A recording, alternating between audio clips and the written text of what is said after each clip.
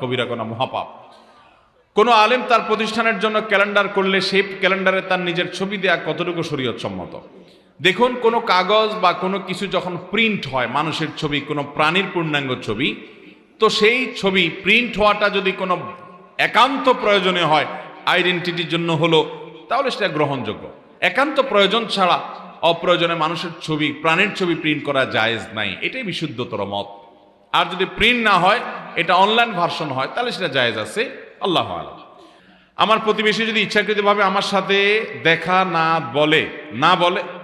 কথা না বলে, তাহলে আমার আমল কি কবুল হবে? আপনার প্রতিবেশী নিজে থেকে কথা বলে না, এতে আপনার কোনো গুনাহ হবে না, কিন্তু আপনার চেষ্টা থাকতে হবে আপনি তার প্রতি সদাচরণ করবেন। নবী সাল্লাল্লাহু আলাইহি ওয়াসাল্লাম বলেছেন, লা ইউমিনু মান লা ইয়ামানু জারুহু বাওয়াইকাহু, যার প্রতিবেশী তার হাত মুখ দ্বারায় কষ্ট পাওয়া থেকে নিরাপদ থাকে না, সে ঈমানদার হতে পারে না। আপনি চেষ্টা করুন ভালো থাকার, সে যদি কথা না বলে তার ব্যাপার, আপনার চেয়ে আপনি ঠিক রাখবেন, আপনার গুনাহ হবে না ইনশাআল্লাহ এর কারণে। আমরা জানি বাবার নাম ব্যবহার করার ক্ষেত্রে ইবনে শব্দ ব্যবহার করতে হয়, কিন্তু হযরত ঈসা আলাইহিস সালামের নামের পূর্বে বা নামের পরে ঈসা ইবনে মারিয়াম বলা হয়, ওনার নামের সাথে ইবনে কেন বলা হয়, ব্যাখ্যা কি করবেন?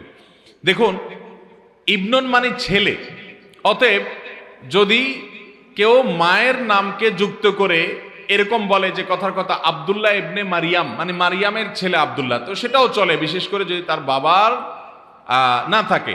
এটা একমাত্র ঘটেছে ঈসা আলাইহিস সালামের ক্ষেত্রে, যে আল্লাহ তাআলা তাকে বাবা ছাড়া দুনিয়াতে সৃষ্টি করেছেন, পাঠিয়েছেন, এই জন্য তিনি মায়ের দিকে সম্বন্ধ হয়েছেন যে মারিয়ামের ছেলে। বাকি সবাই সাধারণত সচরাচর সম্বন্ধ হবেন বাপের দিকে। অতএব ইবনুন এটা বলা হবে মূলত তার বাপের নামের আগে, যে অমুক ইবনে অমুক। কিন্তু ঈসা আলাইহিস সালামেরটা মায়ের নামের আগে হয়েছে, যেহেতু তার বাবা ছাড়া আল্লাহ তাআলা তাকে পাঠিয়েছেন।